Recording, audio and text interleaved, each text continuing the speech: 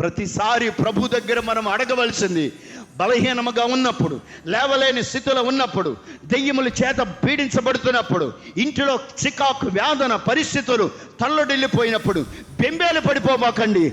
నజరేయుడైన యేసు నామములో నేను ప్రార్థించుచున్నానని ఆ సమస్య కోసం ప్రార్థన చేసి చూడండి. ఆ యేసు నామము ఎవరు ఉచ్చరించగలుగుతారో నా ప్రభు వారి కొరకు ద్వారాలను తెరవబోతా ఉన్నాడు. వారి కొరకు పరిస్థితులు మార్చబోతా ఉన్నాడు. వారి కోసం నిమ్మలపరచబోతా ఉన్నాడు. గాలి తుఫానులు ఎన్ని వచ్చినా, పడవ ఏ రకంగా ఒడిదుడుకులకు గురైపోయినా, భయాందోళనకరమైన పరిస్థితులు ఏ పరిస్థితులు వెళ్ళినప్పటికీ కూడా యేసు నామమును ఉపయోగించిన ప్రతి ఒక్కరి జీవితంలో నా ప్రభువారు జయాన్నివ్వగలిగిన సమర్థత కలిగిన దేవుడు నేను ప్రకటిస్తున్న యేసుక్రీస్తు ప్రభుల వారు. గట్టిగా చప్పట్లు కొట్టి ప్రభు నామాన్ని మహిమపరుద్దాం. ఆయన ఒక్కడే, ఆయన నామాన్ని ఉపయోగించినప్పుడు మాత్రమే విడుదలను పొందుకుంటాం.